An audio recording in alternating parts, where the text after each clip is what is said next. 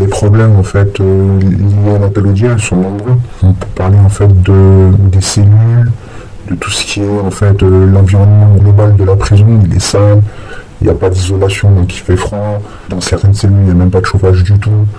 Le mitard en fait c'est de la merde. Il y a des cellules en fait d'isolement qui sont aussi en fait toutes pourries. Les parloirs c'est minuscule. Les cours sont toutes petites, les cours de promenade. Les douches qui sont très sales.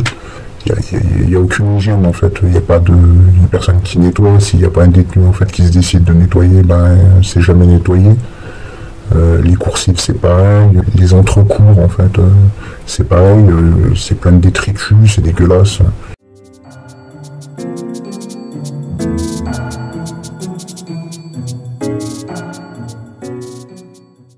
Pour ce qui a été mis en fait à disposition en fait des détenus, c'est juste des masques. Donc voilà, on a juste mis des masques aux détenus.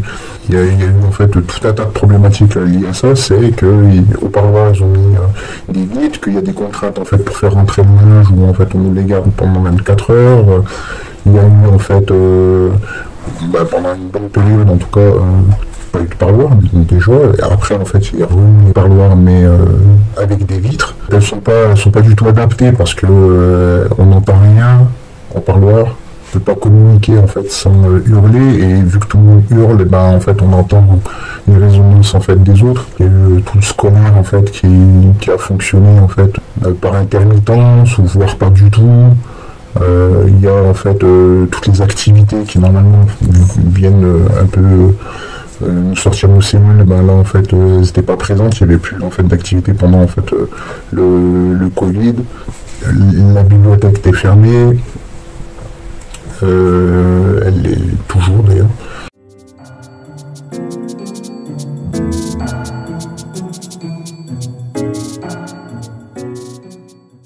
Autour de moi, il y avait des gens en fait qui disaient en fait à leur famille de pas venir, que c'était pas nécessaire parce que de toute manière on n'arrivait pas à communiquer, Oui, j'ai même vu en fait aussi des familles dire en fait on vient pas parce que c'est compliqué, on peut pas faire garder nos enfants pour aller au parloir.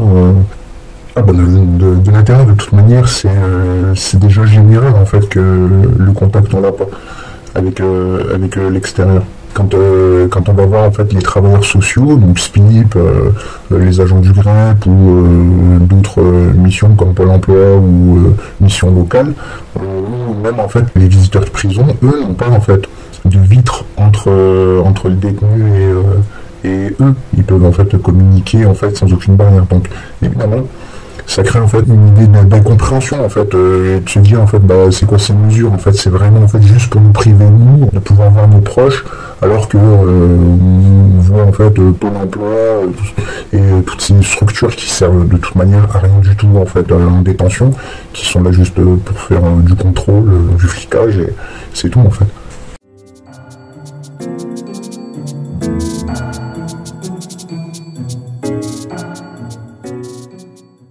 Alors en fait ça dépend en fait du bâtiment où tu es à la Talaudière.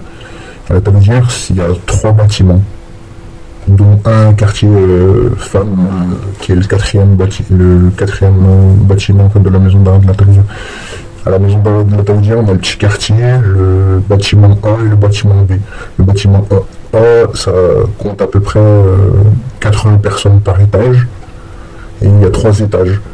Sur ce bâtiment, en fait, t'as que 6 douches par étage. Ce qui fait que c'est un roulement, en fait, un jour sur 2. Un jour, en fait, il y a une aile qui a, en fait, la douche. Et un jour, c'est l'autre aile qui a la douche, sur chaque étage. Donc, un jour sur 2, ils peuvent avoir accès à la douche. Au bâtiment B, on a la douche, en fait, de tous les jours où on travaille. Sauf samedi et dimanche. Et les jours où on ne travaille pas, on n'a pas de douche. Et pour le petit quartier, c'est tous les jours et pas le week-end parce qu'il y a des travailleurs là-bas. Mais les seules mesures d'hygiène en fait apportées à la Tano, parce que ils donnent pas de kit en fait de nettoyage. C'est à la charge en fait de chaque détenu de payer en fait les produits de javel, les produits en fait pour se laver, les produits d'entretien en fait général pour laver leurs vêtements, tout ça. C'est à la charge du détenu. Sachant en fait qu'un détenu à Dijon à la maison d'arrêt de la Talaudière, il touche 20 € par mois, et avec 20 €, il doit pouvoir en fait gérer l'intégralité de ses frais, ce qui est impossible. Et normalement, ça devrait être fourni par l'administration pénitentiaire, ce qui est plus fait depuis, en tout cas pendant la dernière année en fait que j'ai passé là-bas, il n'y en avait plus.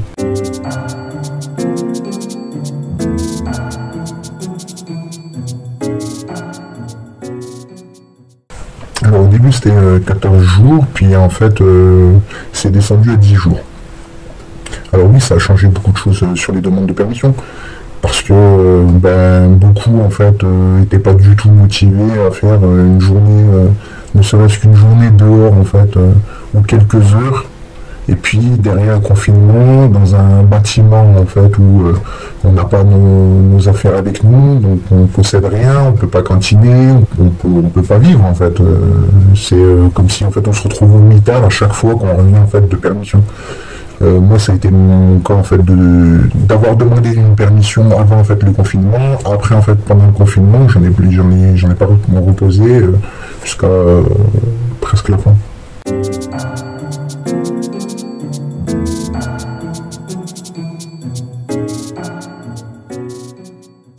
Mon remontée de promenade, ça part toujours en fait d'une idée de ras-le-bol des détenus qui ont accepté en fait des restrictions de droit, et suite à ça, plus c'est accumulé et plus en fait les tensions montent. Et lorsqu'en fait il y a action, c'est-à-dire en fait on se décide en fait à ne pas remonter de promenade, bien sûr en fait il y a la maçonnerie qui vient pour vouloir en fait négocier, trouver des meneurs, pour pouvoir aussi derrière par la suite calmer en fait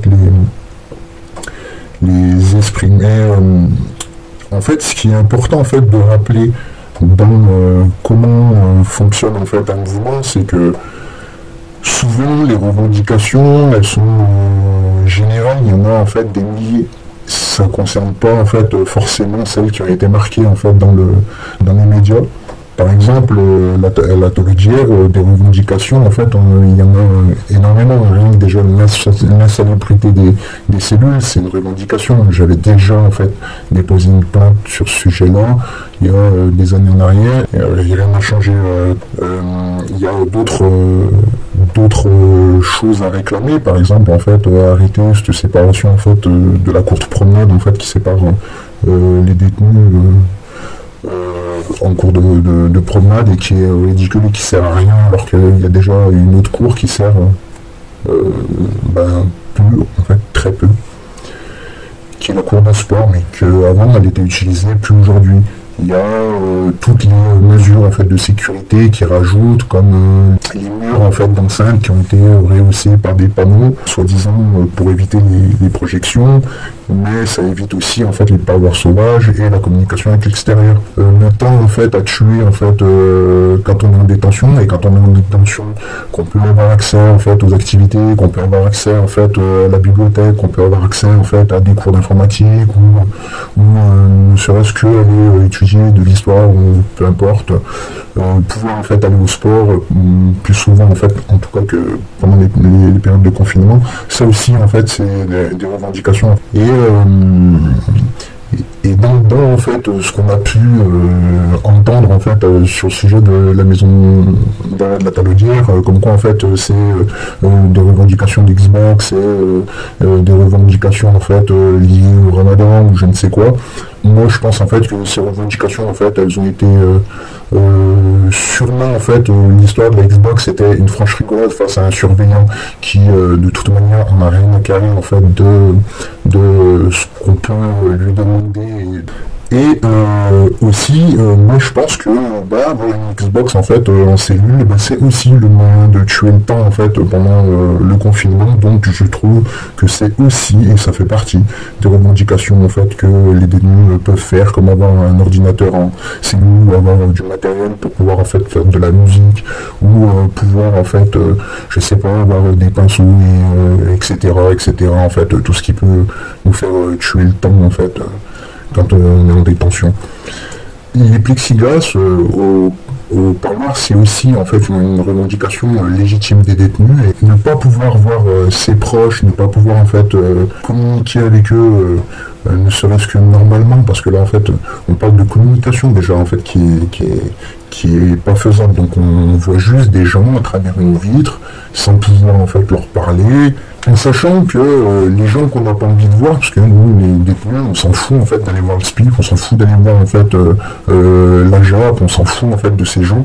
Nous ce qu'on a envie en fait c'est de voir nos proches. Là en fait on peut pas communiquer avec nos proches, mais par contre on peut très bien communiquer avec eux, on peut les voir en fait dans leur bureau, qui nous saoulent avec leurs questions, qui nous voient en fait 30 fois dans un mois, enfin tous différemment bien sûr pour des raisons différentes, mais n'empêche que eux ils viennent, on est en contact avec eux, ils pourraient très bien nous refiler le Covid.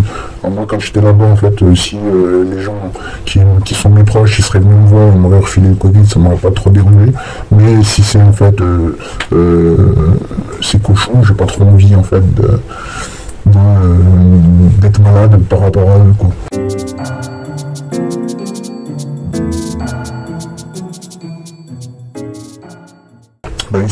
C'est compliqué en fait de ne pas avoir en fait de contact physique avec les gens qui nous sont proches. Je peux très bien imaginer avec des enfants, un père ou une mère qui peut pas les toucher ou qui est rentré et que son enfant il vient juste de naître lors de son incarcération, il n'aura jamais eu l'occasion en fait de le toucher dans ses bras.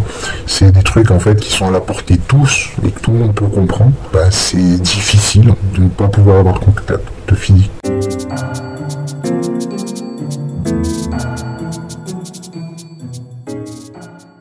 Alors pour moi, il n'y a pas de surveillant gentil. Le surveillant gentil, ça n'existe pas. C'est celui qui t'ouvre les portes et qui te laisse sortir. Dans tous les cas, il y a des surveillants qui peuvent être arrangeants dans certaines situations, mais dans d'autres, ils ne le seront pas. Et ça ne veut pas dire en fait que c'est des surveillants sympathiques. C'est plutôt en fait des têtes de nœud en fait, les surveillants. C'est plutôt en fait des gens qui sont là pour enfermer et puis aussi en fait se libérer de toute leur frustration à la con sur nous. Par exemple, un détenu en fait qui charcle avec moi en cellule, donc il se taillarde en fait les veines, il appelle le surveillant lui dit en fait ta gueule tu nous fais chier, je comprends rien ce que tu me dis vu qu'en fait il parle pas français, donc il me laisse comme ça, le lendemain matin il vient me chercher pour l'emmener à l'infirmerie, donc le lendemain matin, heureusement que c'était pas très grave, mais malgré tout en fait, au moins une assistance psychologique peut-être, il aurait pu y avoir, mais non, donc la porte n'a pas été ouverte. Le lendemain matin, le chef du bâtiment il vient me voir pour me dire ouais qu'est-ce qui s'est passé, mais il vient très agressif et il me demande à moi et je dis je sais pas, il s'est levé, il était pas bien, il a appelé, vous êtes venu, votre collègue lui a dit ta gueule, voilà. Et il s'énerve parce qu'en fait il comprend pas pourquoi l'autre il a appelé, il me dit en fait et toi t'aurais pas pu gérer, je lui dis moi je dors, je me réveille, j'entends qu'il est en train d'appeler à l'interphone, je lui demande ce qui se passe, il me dit qu'il va pas bien, je lui dis qu'est-ce qu'il y a, je comprends en fait que c'est une crise d'angoisse, qu'il n'arrive pas à la gérer, des situations comme ça il y en a plein et ça c'est... Je dirais en fait que ça c'est un petit problème qu'on peut avoir en fait avec un surveillant. Ça peut être aussi Mourad de la Talaudière, donc brigadier chef, qui lui en fait n'hésite pas à tout de suite crier, insulter, monter à la provocation, et essayer en fait de chercher le conflit pour atteindre quelque chose de violent. Un surveillant cool, ça n'existe pas. Non, ça n'existe pas.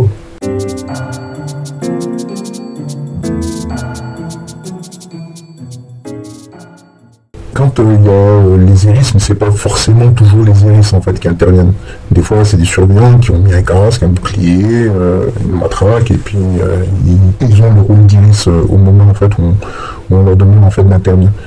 Donc en règle générale, ils viennent derrière la porte, ils font une espèce de barrage, ils ouvrent la porte, il y a toujours en général un gradé qui parle et qui dit en fait que c'est le moment en fait de remonter. Sinon en fait c'est l'investissement de la courte promenade. Et l'investissement de la courte promenade, on sait ce que ça donne. Souvent en fait on a beau nous dire en fait dans les journaux que ça s'est passé tranquillement. Oui certes, peut-être dans la courte promenade, les détenus ils n'ont pas décidé en fait de cogner en fait sur les surveillants. Mais on sait tous très bien que quand on remonte de promenade, dans les couloirs où il n'y a pas de caméra, il n'y a pas de... on peut prendre en fait quelques coups en fait à la remontée. Voilà, on va voir bien pire. Ils disent qu'il n'y a pas eu en fait de personnes en fait qui est montée au mitard. Ils parlent de 2 transferts en fait à la talon, mais ils ne parlent pas en fait des gens qui auraient été susceptibles d'aller au mitard. Moi je pense qu'il y a des gens qui se sont retrouvés au mitard. Pas forcément des meneurs, mais peut-être des gens un peu violents ou des gens en fait qui ont bon dos en fait pour qu'on leur mette ce type de rapport sur le dos pour entacher un peu plus leur dossier de détention.